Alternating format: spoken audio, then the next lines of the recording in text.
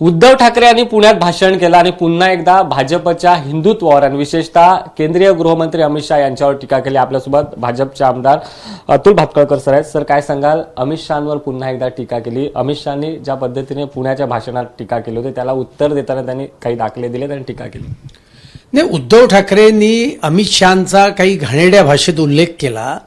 मी उद्धव ठाकरेंना प्रश्न विचारतो, याच अमित शहांनी हिंदुहृदय सम्राट बाळासाहेब ठाकरे यांचं 370 कलम काश्मीरचं रद्द करण्याचं निर्णय घेतला आणि ते करून दाखवलं।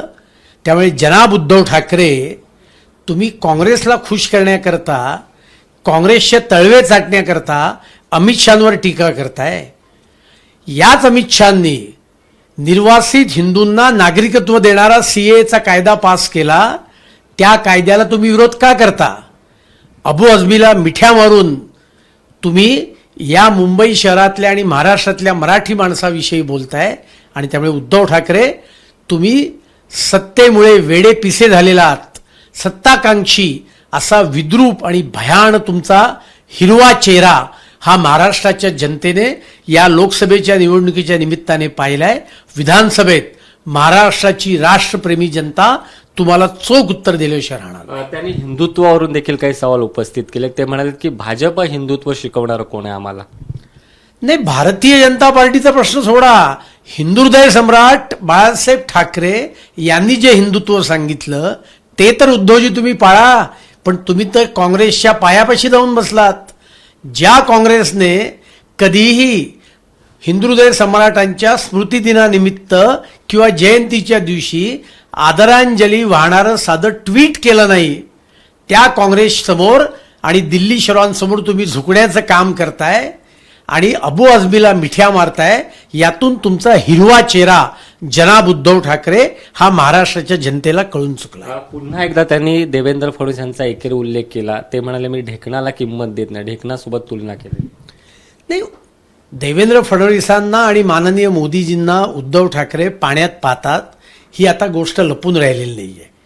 देवेंद्रजींचा अत्यंत खालच्या स्तरावर जाऊन उल्लेख ते करत राहतात, पण माझं उद्धव ठाकरेंना आव्हान आहे।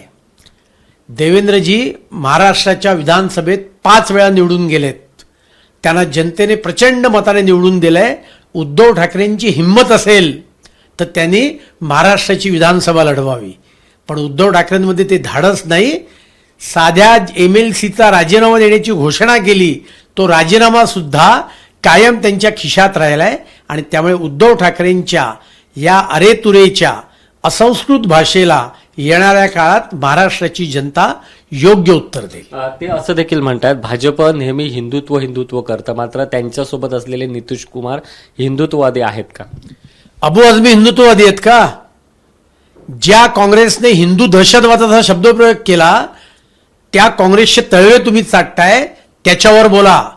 आम्ही हिंदुत्ववादी आहोत कारण आम्ही 370 कलम रद्द केलं, आम्ही राम मंदिराची निर्मिती केली, आम्ही सीएचा कायदा आणला आणि त्याच्यामुळे आमच्या हिंदुत्वाच्या बाबतीत प्रश्न नाहीये। हिंदुत्वाला विरोध करण्यामध्ये ज्यांचं आयुष्य गेलं, सावरकरांवर टीका करण्यामध्ये ज्यांचं आयुष्य गेलं, त्यांच्यात गळ्यात गळे घालण्याचं काम उद्धव ठाकरे तुम्ही सत्य करताय। या प्रश्नाचं आधी उत्तर द्या। सर, सचिन वाझेंच्या एका प्रतिक्रियेमुळे आता खरं तर राजकीय वातावरण तापलेलं आहे। सचिन वाझे म्हणालेत की अनिल देशमुख यांचा PA मार्फत पैसे मागितले गेले होते आणि त्यांनी म्हणाले की जे देवेंद्र फडणवीस यांना मी पत्र दिलंय त्यामध्ये जयंत पाटलांचा देखील उल्लेख आहे। नाही, सचिन वाझेने आज जे सांगितलंय त्यात खरं तर नवीन काहीच नाहीये। अनिल देशमुखांच्या PS जेव्हा अटक केली तेव्हा त्यांनी कन्फेशन दिलेलं आहे। महाराष्ट्राला या प्रश्नाच्या उत्तराची उद्धव ठाकरेंकडनं अपेक्षा आहे की सचिन वाझेला बरखास्त केलेलं असताना तुम्ही त्याला कामावर का घेतलं? नियम डावलून तुम्ही त्याला क्राईम ब्रँचचं प्रमुख का केलं? आणि त्यामुळे सचिन वाझे हा अनिल देशमुख आणि उद्धव ठाकरेंचा फ्रंटमॅन म्हणून वसुलीचं काम करत होता आणि त्यामुळे उद्धव ठाकरेंची पण चौकशी केली पाहिजे। हे सगळा जो भ्रष्टाचार झाला त्यात तो उद्धव ठाकरेंपर्यंत किती पोचत होता याची चौकशी करण्याची मागणी आज मी या निमित्ताने करतोय। नक्कीच आपल्यासोबत अतुल भातखळकर होते। ते म्हणाले सचिन वाझे यांचा फ्रंटमॅन कोण होता, उद्धव ठाकरे आणि अनिल देशमुख यांची चौकशीची मागणी करणार असल्याचं देखील त्यांनी सांगितलं।